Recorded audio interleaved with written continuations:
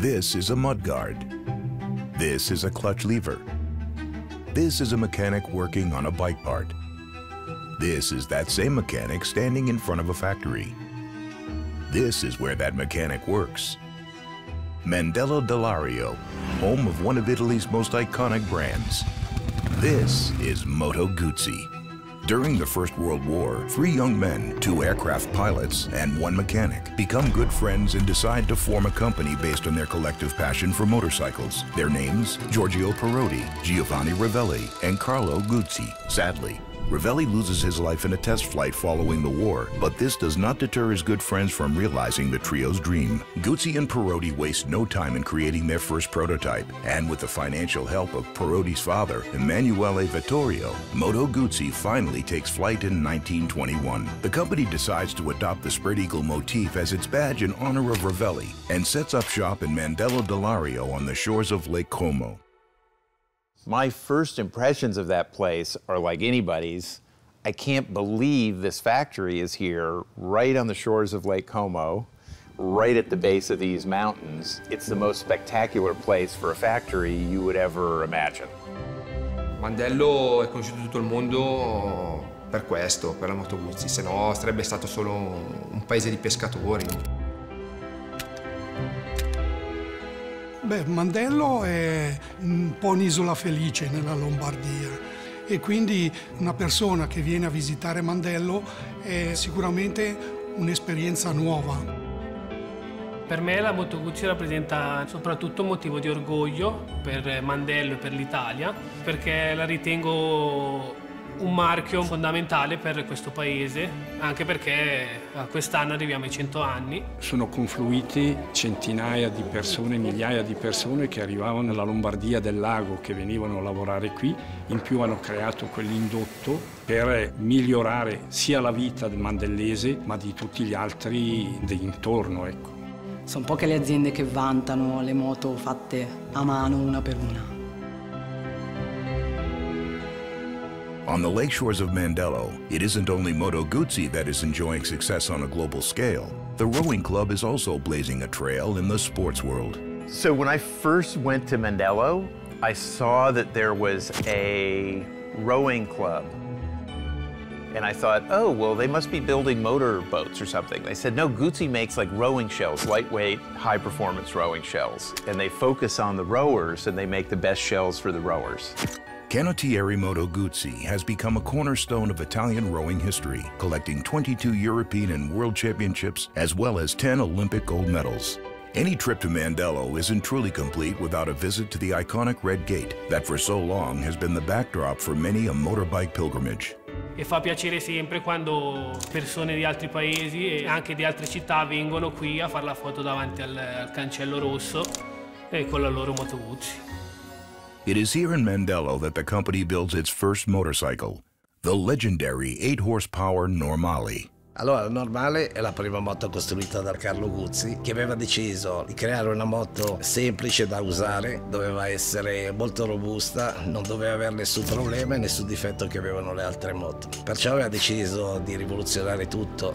Non era la moto come facevano tanti, che era magari una moto potente, anche le cilindrate erano molto più alte, lui ha fatto proprio la moto che era per tutti. Following the Normale was the Aironi 250, Italy's best-selling motorbike for over 15 years. Success in the engineering base also leads to success on track, with Guzzi taking home plenty of race victories in the span of 4 decades. Io ho sempre sostenuto che nel DNA Moto Guzzi il racing è una cosa molto importante e fondamentale, perché dalle corse dove si sviluppa il know-how e diciamo le nuove innovazioni, la ricerca è una cosa fondamentale, secondo me, diciamo nell'economia di un'azienda che fa moto. Moto Guzzi's racing pedigree owes much of its success to one legendary Italian racer, Omobono Tenni. Known as the Black Devil due to his audacious riding style in the Isle of Man TT, Tenni's ability on 2 wheels was unquestionable. From 1933 to 1947, he had amassed 47 race victories in various classes, a true icon of the sport. After years of dominance, culminating in 1957 with their last victory on track, Moto Guzzi shift the focus away from racing and move towards bike production. Following the Second World War, Moto Guzzi's production ramps up. The Moto Leggera 65 becomes Europe's best-selling bike for over a decade and is joined in the showrooms by the Galletto in 1950. Il Galletto, specialmente poi molto diffuso nelle nostre zone. Arrivavano i macellai dalla Valsassina, venivano lì a prendere i quarti di bue o che lo mettevano in mezzo lì e davano su. E poi il Galletto ha girato il mondo, era la moto dei missionari, c'è gente che è arrivata dappertutto. E il Galletto rappresentava il primo scooterone in un certo senso. 1950 is also the same year as another iconic breakthrough. No, not that one. I'm talking about this one. This is the Moto Guzzi wind tunnel. Nowadays, they're a dime a dozen. But when built, this state-of-the-art feat of engineering made Moto Guzzi the first constructor in the world to own one. La Galleria del Vento è una cosa straordinaria perché soprattutto si poteva mettere la moto intera e non il modellino, che il motociclista poteva salire sulla motocicletta. Assumeva proprio la posizione ideale per andare più veloce. La Galleria del Vento ha iniziato nel 1956 a lavorare con le moto da corsa, così. Era entusiasmante lavorare perché il lavoro che facevi era, a parte qualcosa di nuovo, ma qualcosa che ti stimolava nel farlo, ecco. Praticamente è stata voluta assolutamente da Carlo Guzzi perché aveva capito l'importanza dell'aerodinamica. E se noi guardiamo le selle, una volta c'era il sellino dove il pilota stava seduto e poi c'era un cuscinetto sul parafango posteriore per abbassarsi sul serbatoio. L'evoluzione è stata l'invenzione della sella lunga, cioè dove il pilota poteva scivolare indietro e poter assumere proprio la posizione. In practical terms, the wind tunnel allows the already brilliant engineers to be even brillianter. Sadly, we can't turn it on, as it hasn't been fired up since 1970, and apparently it's so loud, the townsfolk of beautiful nearby Bellagio would probably hear it. Speaking of beautiful things, this is the Moto Guzzi V8, or Otto Cilindri as it is known around here. A truly extraordinary machine. L'8 cilindri è stata la moto rivoluzionaria, una moto così nessuno l'aveva neanche pensata. La 8 cilindri è stata anche quella sviluppata nella Galleria del Vento, perché la carenatura a campana, che era la forma aerodinamica più performante all'epoca, era eccezionale, era un qualche cosa di rivoluzionario, perché era un qualche cosa che andava fuori da tutti gli schemi fino a quel momento sviluppati. Dal punto di vista del design è una follia, però una follia veramente bella. Come una Formula 1 di oggi su due ruote, da pelle d'oca. 285 km/h nel 1957, anno in cui la Moto Guzzi si è ritirata dalle competizioni purtroppo.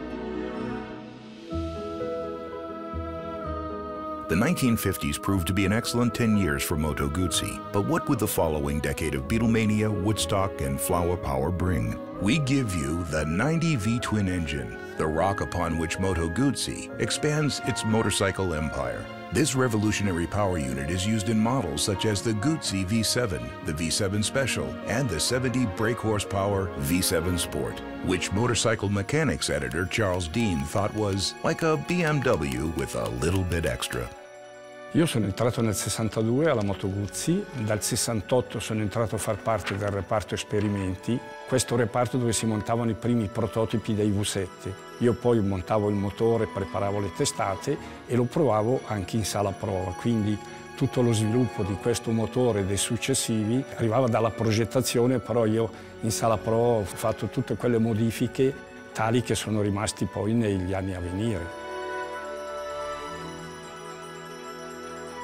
The V7 was truly an iconic breakthrough, and the innovation hits just keep on coming with yet another bike that has had more screen time than a Hollywood A-lister. This beauty didn't just magically exit Moto Guzzi HQ one day. It has quite the birth story. In the late 60s, the LAPD was busy patrolling the streets of Los Angeles aboard the Guzzi V7s, but noticed that after hours of sitting in the saddle, the bike wasn't tailor-made to their needs. So a team of representatives from LA headed over to Mandello to see if they could create a more comfortable motorbike.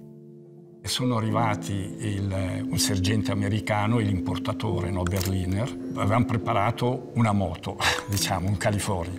Poi loro, quando sono arrivati, hanno detto no, qui ci vogliono le luci in questo modo, l'avviamento qui sotto alla sinistra, perché loro avevano la chiave qui sotto e poi avviavano col pulsante. C'era da fare queste modifiche per il giorno dopo. Siamo rimasti lì a lavorare tutta la notte, al mattino alle 8 la moto era pronta, alle 9 è arrivato l'importatore e così sono rimasti un po' stupiti perché noi in 12 ore abbiamo creato la moto, ecco, perché c'era una base della moto ma mancava un po' tutto il resto, ecco.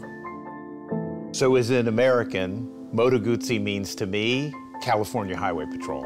That's how I knew about it first. It's also a bike that's made for riders.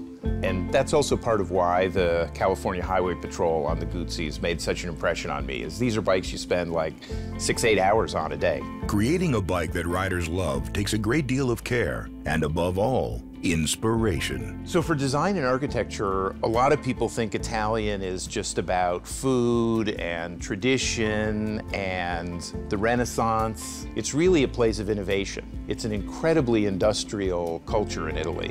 Beh, il design della Guzzi è peculiare perché nella Guzzi il motore ha un'importanza fondamentale.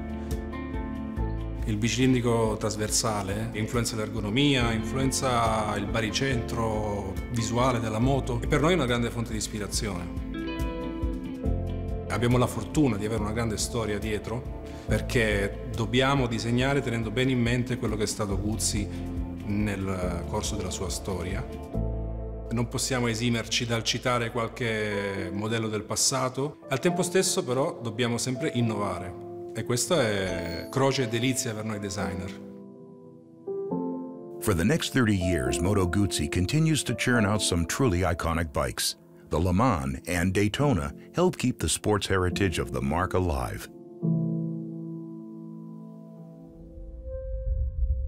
The 90s see a rebirth of the California, but it isn't until the new millennium that the brand goes through yet another major stage of its evolution. The 2000s are a whirlwind for Moto Guzzi. New bikes fly out of the factory. International superstars line up to be the face of the brand, with over 25,000 Moto Guzzi owners club members around the world. Anyone who is anyone is lining up to call themselves a Guzzista. But what exactly is one? Il Guzzista è per me innanzitutto un amico, qualcuno con cui scambiare visioni di moto ma anche del mondo. Prima di tutto è uno che ama viaggiare, è curioso, gli piace andare in giro. La tipologia di motociclista guzzista è il motociclista che piace avere la motocicletta personale, un po' meccanico, un po' fai da te. Il motociclista è una razza e il guzzista è una razza proprio ben radicata. Ti lascia qualcosa che le altre moto non ti lasciano. Il guzzista è un appassionato, cerca l'affidabilità della moto, cerca la linea particolare e classica come del resto tutte le guzziane. Per me un guzzista è una persona orgogliosa, è come guidare un pezzo d'Italia. The decade also sees a rebirth of Guzzi supplying motorbikes to law enforcement, with 35 models of the Norge GT heading to the Berlin Police Department and 90 to their counterparts in Milan. This iconic bike has quite the history itself, owing its name to a very particular adventure. Gran Turismo 500, prima moto con il molleggio sulla ruota posteriore a livello mondiale. Perché è nato il nomignolo Norge? Perché? Perché nel 1928 Giuseppe Guzzi, fratello di Carlo, è andato fino in Norvegia per dimostrare che la moto col molleggio sulla ruota posteriore era un qualche cosa di rivoluzionario nei chilometraggi più lunghi, sulle strade più brutte, e non ha mai avuto nessun problema tecnico durante tutto il percorso che ha fatto fino in Norvegia. 2006 is also a big year for Moto Guzzi. Yes, that's probably great for most people living in Italy. But more importantly, it's the year the factory manages to manufacture 10,000 bikes. While we're here, want to see how the bikes are made? I thought so. It all starts here, a naked bike frame ready to be put together. Once it moves onto the assembly line, the frame is joined by the engine. Then come the all-important wheels. After some additions of electronics, they arrive at the 24th slot on the assembly line, and from here, the bikes head over to Franco Scani for quality control. How are we looking, Franco? Ogni volta che esce un modello nuovo rimane sempre la stessa emozione, comunque di creare un qualcosa di nuovo. E quel qualcosa di nuovo sai che comunque andrà in giro per tutto il mondo, fatto da te, beh, è una cosa bella per me.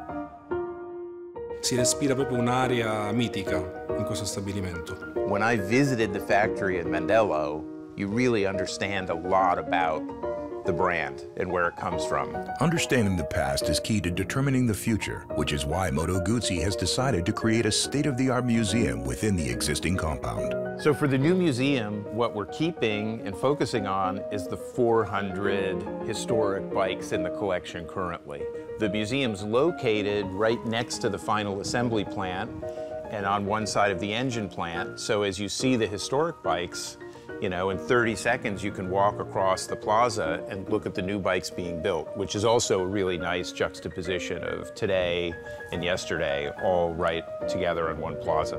100 years after it was founded, Moto Guzzi is still going strong. There's even a small team of mechanics restoring a series of bikes for the centenary celebrations. How many bikes, you ask? 200.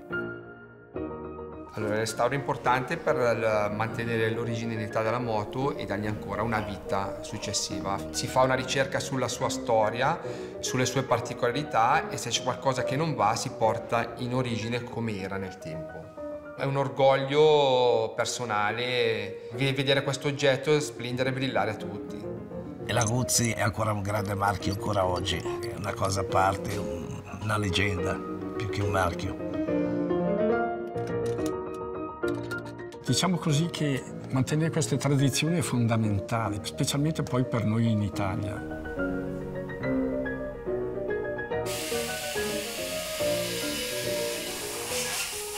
Quando vedi queste moto ancora che hanno questo fascino di qualcosa pionieristico, capito? E sono belle, ecco. Steeped in tradition and authenticity, the brand has remained true to its core beliefs and values, all the while forming a strong bond with the local community. It represents much more than the bikes that leave the assembly line. It represents a whole nation. La Guzzi per l'Italia io credo che rappresenta uno dei grandi miti del design, ma non solo, anche proprio della cultura italiana.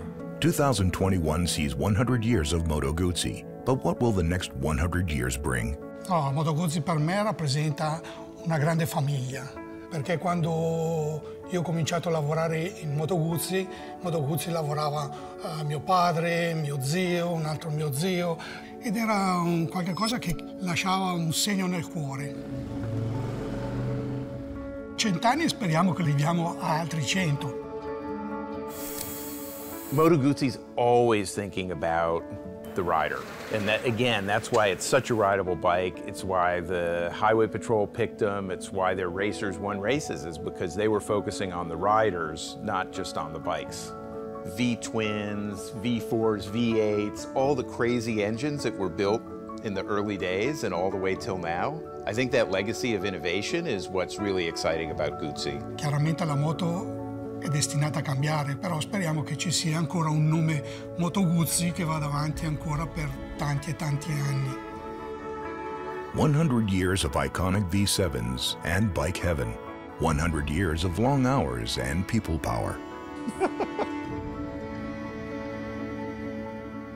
100 years of brilliant brains and greasy chains. 100 years of stunning design from a single line. 100 years of authenticity. 100 years of simply great bikes.